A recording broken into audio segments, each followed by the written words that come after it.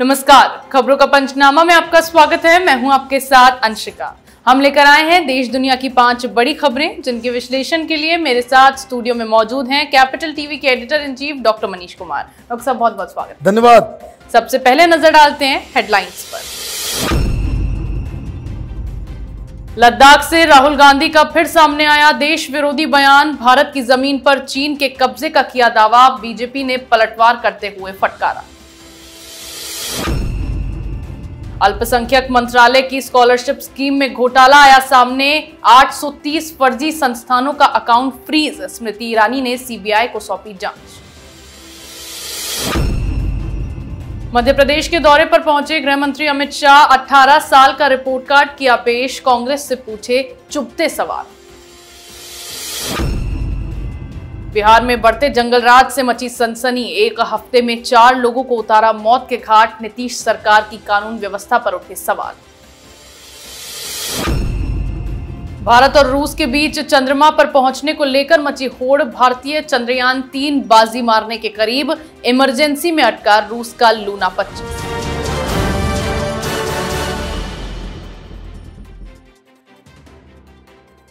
खबरों की शुरुआत में बात करेंगे राहुल गांधी के बयान पर मचे बवाल की। राहुल गांधी लद्दाख दौरे पर हैं। आज अपने पिता राजीव गांधी की श्रद्धांजलि सभा में राहुल शामिल हुए। इसके बाद राहुल ने बड़ा दावा करते हुए ये कहा कि यहां के लोगों ने बताया है कि चीन की सेना ने उनकी जमीन पर कब्जा कर रखा है और अब उनको वहां नहीं जाने दिया जाता। राहुल के इस बयान पर भड़कते हुए बीजेपी ने पलटवार किया और कहा कि राहुल ने भारत विरोधी बात करने की अपनी फितरत बना ली है। बीजेपी ने आरोप लगाया कि राहुल गांधी गलवान के उन बहादुर सैनिकों पर सवाल उठा रहे हैं जिनकी वजह से चीन की सेना को पीछे हटना पड़ा। डॉक्टर साहब, राहुल इतना बड़ा दावा कर रहे हैं, बीजेपी की ओर से पलटवार किया जा रहा है, क्या कितनी सच्चाई है इस दावे में? देखिए, राहुल गांधी के दावों में कोई सच्चाई नहीं है, क्योंकि इन्हें कुछ पता ठिकाना नहीं है। एक बार इन्होंने बयान दिया 1200 किलोमीटर चीन की सेना अंदर आ गई है। आप ये तो बताओ कि ये कांग्रेस पार्टी और जवाहरलाल नेहरू ये हिंदी चीनी भाई भाई, हिंदी चीनी भाई भाई करते करते आपने 52,000 स्क्वायर किलोमीटर प्रधानमंत्री मोदी के आने से कई साल पहले, कई दशक पहले कांग्रेस पार्टी के क्रेडिट में है वो, और आप वहां जा रहे हो ये बताने के लिए कि इंडियन आर्मी कमजोर है, इंडियन आर्मी फेल हो गई। बॉर्डर पे सुरक्षा करने का काम किसका है? सेना के अधिकारी क्या कह रहे हैं? सेना के अधिकारी कह रहे हैं कि एक भी इंच जो है हमने इस बार छोड़ा नहीं है, चीन नहीं आया है। आप कह रहे हो कि भाई चीन घुस आया है। घुस आया है तो जाकर के उस जगह पे जाकर के दिखाओ, बताओ कहां घुसा है, कहां नहीं घुसा है। ये इंडियन आर्मी का मोरल डाउन करने के लिए, हिंदुस्तान के लोगों का मोरल डाउन करने के लिए, ये सिंघम के पैसे से चलने वाला ये प्रोपेगेंडा तंत्र, उसके ऊपर बैठा हुआ ये राहुल गांधी, ये बार बार और कितनी बार हिंदुस्तान की सेना को लज्जित करने का काम करेंगे। कभी कह देते हैं कि हिंदुस्तान की सेना चाइनीज आर्मी से पिट रही है, तो बड़ा ही इररिस्पॉन्सिबल काम है राहुल गांधी के द्वारा ये जो किया गया है। घूमने आप गए हैं, पिकनिक मनाने गए हैं, लेक्स का मजा लीजिए, बहुत सुंदर जगह है। ये राजनीति आपके बस की नहीं है, नहीं करनी चाहिए आपको। जी बिल्कुल, राहुल गांधी के बोल फिर एक बार ऐसे बिगड़े हैं जिससे कांग्रेस की मुश्किलें बढ़ गई हैं। वहीं भारत के सबसे बड़े अल्पसंख्यक स्कॉलरशिप घोटाले का खुलासा हुआ है। कई राज्यों में बनाए गए फर्जी लाभार्थी, फर्जी संस्थान और फर्जी नामों से बैंक खाते सामने आए हैं। मामला अल्पसंख्यक संस्थानों, राज्य प्रशासन और बैंकों में इंस्टीट्यूशनल करप्शन का है। मिली जानकारी के मुताबिक मदरसों सहित 1572 अल्पसंख्यक संस्थानों की जांच में 830 फर्जी नॉन ऑपरेशनल पाए गए अकाउंट्स, जिनमें 144 करोड़ रुपए का घोटाला हुआ है। अब केंद्रीय मंत्री स्मृति ईरानी ने सीबीआई को मामले की जांच सौंप दी है। डॉक्टर साहब, कैसे ये घोटाला पकड़ा गया? देखिए, मनमोहन सिंह की सरकार थी, सोनिया गांधी की सरकार थी, ये राहुल गांधी की 2007-8 में ये परियोजना शुरू किया गया। भाई देखिए, माइनॉरिटी इंस्टीट्यूशन का मतलब है मदरसा। 97% माइनॉरिटी इंस्टीट्यूशन जो है वो मदरसा है, इसलिए इसमें लाग लपेट करने की आवश्यकता नहीं है। और उस समय के प्रधानमंत्री मनमोहन सिंह, उन्होंने क्या कहा था कि हिंदुस्तान के रिसोर्सेज पे पहला अधिकार मुसलमानों का है। पता नहीं ये पढ़ लिख के क्या हो जाता है, दिमाग में क्या वायरस घुस जाता है जो आप इस तरह की बातें करते हैं। खैर, आपने कर दिया। तो उसी दौरान 2007-8 में ये योजना लगाया गया कि भाई माइनॉरिटीज को, भाई मुसलमानों को पैसे देने के लिए आपने ये स्कीम लगा दिया। तो भाई जहां कांग्रेस वहां भ्रष्टाचार ना हो, तो फिर वो कांग्रेस ही क्या, फर्जी इंस्टीट्यूशन खुल गए, फर्जी स्टूडेंट्स भी बन गए, फर्जी सब कुछ चल रहा है और वो चला आ रहा है। और पॉलिटिकल करेक्टनेस की भी तो बात होती है। मुसलमानों के द्वारा ये सब किया जाएगा तो कोई आदमी एक्शन लेगा, तब तो उसको कह दिया जाएगा भाई ये मुसलमानों का जो है को सता रहा है। तो क्या हुआ? अंततोगत्वा खबर मिली, मंत्रालय को मालूम चला, जांच बिठाई गई। जांच बिठाया गया तो मालूम चला कि सब कुछ फर्जी चल रहा है। यहां तो 1572 इंस्टीट्यूट्स की जांच की गई, जिसमें से 830, 50% minority institutions in India are fake और नॉन ऑपरेशनल, और पैसा जा रहा है। कमाल है, कमाल है ये देश। सेकुलरिज्म के नाम पे ये टैक्स पेयर के को जो टोपी पहनाई जाती है सरकारों के द्वारा, चुल्लू भर पानी में डूब जाना चाहिए इन लोगों को कि किस तरह का सिस्टम चला रहे हैं। और ये सिस्टम ये सरकार के द्वारा नहीं है सिर्फ, इसमें नोडल ऑफिसर होगा, इसमें डिस्ट्रिक्ट ऑफिसर होगा, एजुकेशन डिपार्टमेंट के लोग हैं, ये सब खा रहे हैं। 22,000 करोड़ रुपया इस स्कीम में अब तक दिया गया है। भाई किस लिए? एक तो इलीगल काम कर रहे हो भाई, माइनॉरिटी के नाम पे मुसलमानों को आप, भाई हिंदू स्टूडेंट्स को क्यों नहीं मिलेगा? सिर्फ मुसलमानों को क्यों मिलेगा? धर्मशाला खोल के बैठा हुआ है यहां पे आप लोगों ने। गरीब की मदद करनी है, गरीब कीजिए, फिर उसमें हिंदू मुस्लिम सिख ईसाई मत देखिए। लेकिन आपको करना है ये सब धंधा, तो आपने कर दिया। भाई गरीब हिंदू को कुछ नहीं, उसके लिए कोई स्कॉलरशिप नहीं होगा। तो ये जो धर्म के आधार पर दिया जा रहा है, ये तो असंवैधानिक है ऑलरेडी। हमारा संविधान साफ साफ कहता है कि धर्म के आधार पर डिस्क्रिमिनेशन नहीं होगा। आप पॉलिटिकली आप उसको डिस्क्रिमिनेट कर रहे हैं, पैसे दे रहे, क्यों दे रहे हो भाई?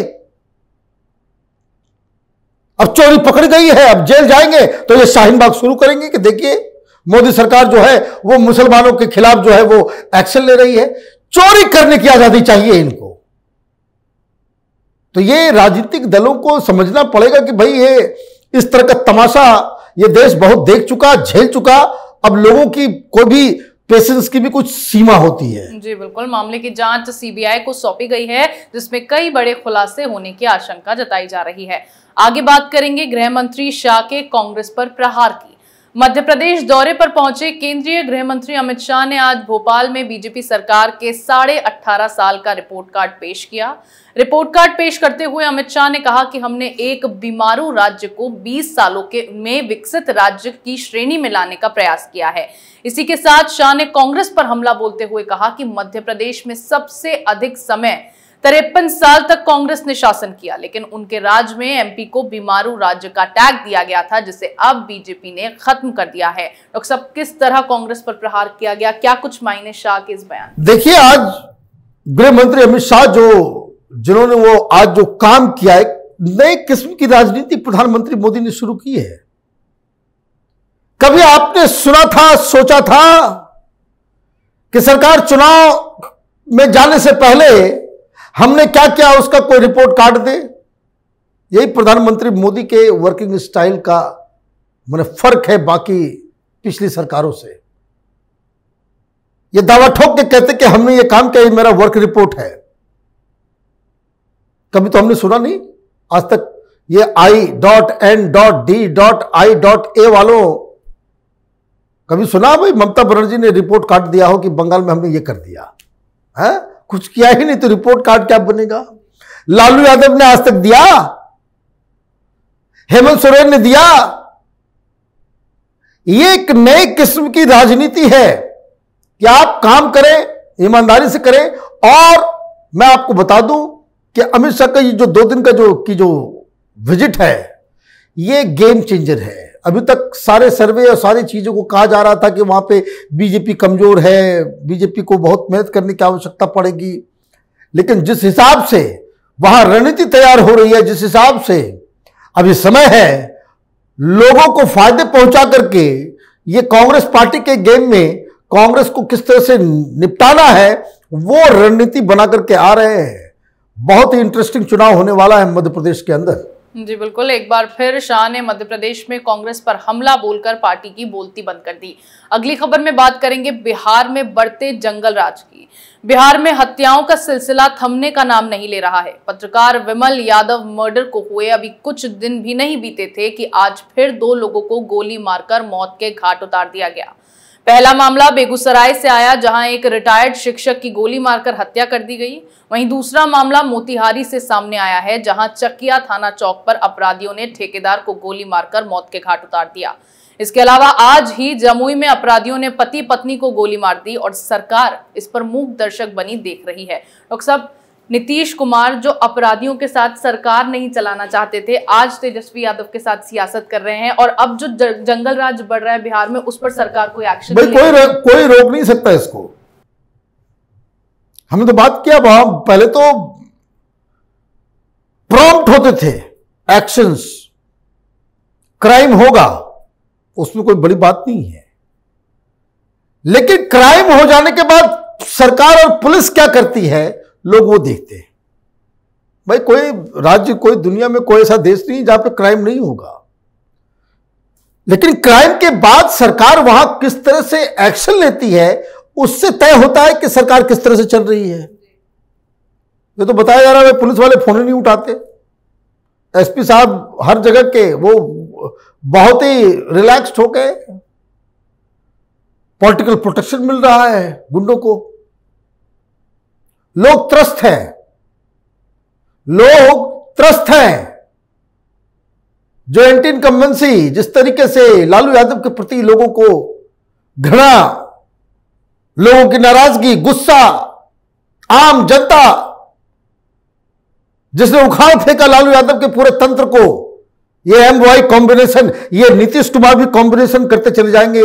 Currently he is worse than Lalu Yadav, यही जनता की राय है।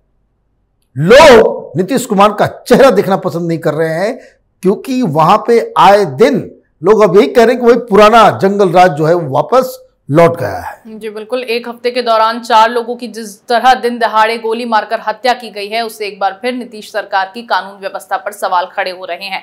आखिरी खबर में बात करेंगे चंद्रयान वर्सेस रूस के लूना की। चंद्रयान 3 के चांद की सतह पर पहुंचने में अब कुछ ही दिन बाकी हैं। चांद की सतह पर पहुंचते ही भारत इतिहास रच देगा। इस बीच चंद्रयान 3 की तरह ही रूस का लूना 25 यान भी तेजी से चंद्रमा की ओर बढ़ रहा था। लूना भी चांद के दक्षिणी ध्रुव पर लैंड करता। इसरो के मुताबिक चंद्रयान का लैंडर 23 अगस्त को चांद पर लैंड करेगा। वहीं रूस का लूना 10 अगस्त को लॉन्च हुआ और संभावना थी कि वो केवल 11 दिन में यानी 21 अगस्त को ही चंद्रमा पर लैंड कर सकता था। लेकिन रूसी स्पेसक्राफ्ट लूना 25 कल रात में ऑर्बिट चेंज के दौरान इमरजेंसी सिचुएशन में फंस गया। डॉक्टर साहब, भारत एक तरफ इतिहास रचने की ओर बढ़ रहा है, भारत और रूस पर चांद पर पहुंचने की ओर मची है, कौन जीतेगा? भाई जीत गए हम, भारत जीत गया, क्योंकि ये जिस टेक्निक से रशियंस साउथ पोल की ओर जा रहे थे वो फेल हो गया। न सिर्फ इमरजेंसी, वो खत्म हो चुका। That satellite is destroyed now. Luna 25 जो मिशन है वो इट इज डेड। कारण दोनों के ही पूरे सिस्टम में डिफरेंस था। चंद्रयान किसी रॉकेट के सहारे नहीं जा रहा था, लूना 25 जा रहा था। रसेल्स के पास उस तरह की रॉकेट टेक्नोलॉजी है कि आप फ्लाइट लेते हैं और सीधे आप चांद के पास चले जाते हैं। दिक्कत क्या हुई कि जब आप उसके ऑर्बिट में जब आप पहुंचे, जब आपको एक चक्कर लेना था, तो वो जो टर्न लेना था उसमें ही गड़बड़ हुई है। तो दो चीजें होती थी, दो संभावनाएं इसमें, चूंकि वो बाकायदा आप उस इंजन के माध्यम से जा रहे हैं, आप एक रॉकेट के माध्यम से जा रहे हैं, तो ये पहले से भी इस पे शंका जताई जा रही थी कि वो आइदर मिस भी कर सकता है या फिर वो सीधे सीधे जाकर के कोलाइड कर जाएगा, मामला खत्म हो जाएगा। तो वो कोलाइड कर चुका, तो वो मिशन ऑलरेडी फेल हो चुका। वो मिशन महंगा भी था, लेकिन हिंदुस्तानी पिछली बार के मिस्टेक से सीख चुके। हमारा सस्ता भी है और बहुत ही प्यारा सा सिस्टम भी है कि हम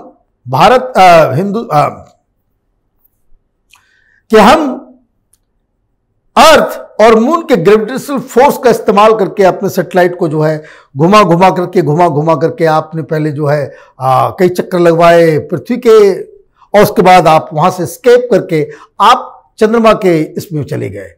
23 तारीख 6 बजे हमारा ये मिशन सक्सेसफुल होगा, क्योंकि इस बार जो गलतियां हमने पिछली बार की थी, हमारे साइंटिस्ट उन गलतियों के ऊपर काम करके उस पर विजय हासिल कर चुके हैं। मुझे तो फुल कॉन्फिडेंस है कि इस बार हिंदुस्तान जीतेगा और दुनिया देखेगी। जी बिल्कुल, 23 अगस्त को भारत फिर एक बार अब इतिहास रचता दिख रहा है। देश दुनिया की तमाम बड़ी खबरों पर हमारे साथ आपके विश्लेषण के लिए बहुत बहुत धन्यवाद। खबरों का पंचनामा में मेरे साथ आज इतना ही। अगर आपको हमारा ये वीडियो पसंद आया हो तो इसे लाइक करें, शेयर करें, कमेंट करें, साथ ही हमारे चैनल को सब्सक्राइब करना ना भूलें।